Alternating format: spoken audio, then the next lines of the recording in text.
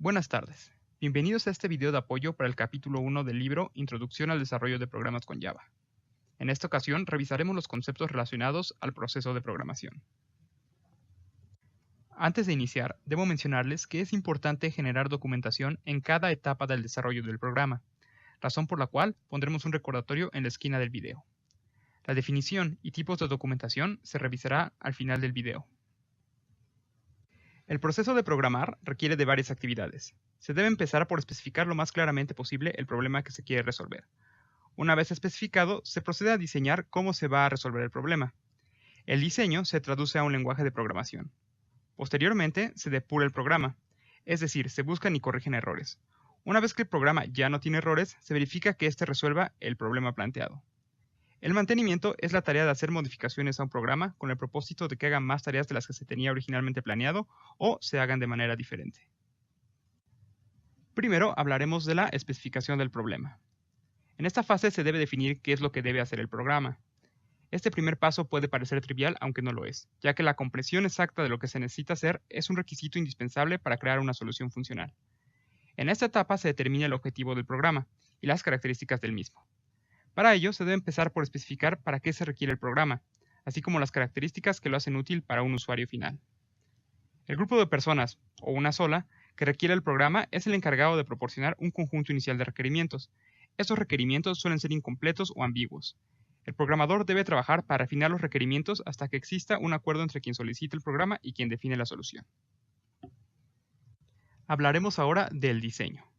En el diseño se indica una forma de satisfacer mediante un programa los requerimientos establecidos en la etapa anterior. El diseño de un programa es un proceso al que muchas veces no se le da importancia, y de ahí que en las etapas posteriores se tengan muchos problemas. En el diseño es necesario identificar los principales componentes de la solución y la relación entre ellos. Para ilustrar el proceso de diseño e introducir conceptos que utilizaremos en este video, presentamos el siguiente ejemplo. Supónganse a un alumno que por encargo del profesor debe llevar agua de limón al resto de sus compañeros de grupo. Para ello tiene dos opciones. La opción 1 es seguir la receta de su mamá, la cual contiene pasos muy detallados sobre cómo preparar el agua de limón. Esta solución corresponde a un algoritmo, el cual es una serie de pasos bien detallados y finitos para resolver un problema. Si un paso no es suficientemente claro, se refina o divide en pasos más pequeños hasta facilitar su comprensión. El método 2 es acudir con un especialista. En este caso, se requiere de una persona que sepa preparar el agua de limón, y el joven se despreocupa de los detalles de la preparación. Es responsabilidad del señor Limón satisfacer la petición y para ello seguirá su propio método.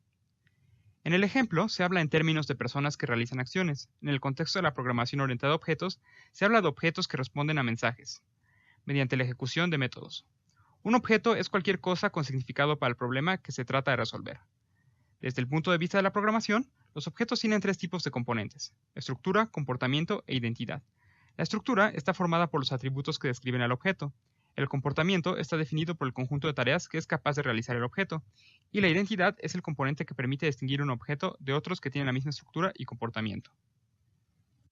Hablaremos ahora de la metodología de diseño. El primer paso consiste en descubrir las clases que se requieren en la solución del problema. Para ello, se asocian los sustantivos de la división del problema con clases. El siguiente paso consiste en asignar y determinar las responsabilidades a cada clase.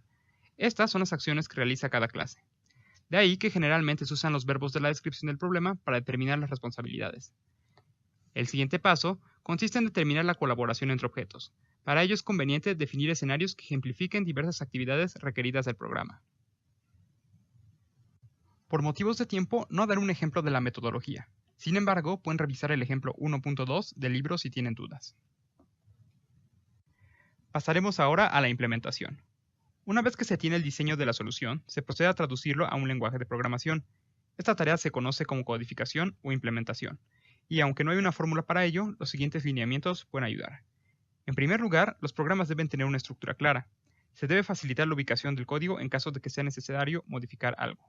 Al hacerlo, se debe tener cuidado de que las modificaciones no alteren el código que funciona correctamente. En segundo lugar, el código debe estar organizado y presentado de manera que sea fácil su lectura. De esta forma se facilita la identificación de las diferentes instrucciones del lenguaje y por lo tanto la lectura del código y la corrección de errores. Y en tercer lugar, el código debe estar documentado. Esto facilita la comprensión del significado de cada porción del código. El lenguaje Java facilita la escritura de código seguro, debido principalmente a que no permite el manejo de apuntadores como lo hace su antecesor C++. Asigna y libera memoria de manera automática mediante un recolector de basura, el cual toma los objetos no referenciados para poder reutilizar esa memoria. Y es muy estricto con el tipo de sus componentes, los cuales son verificados en tiempo de compilación.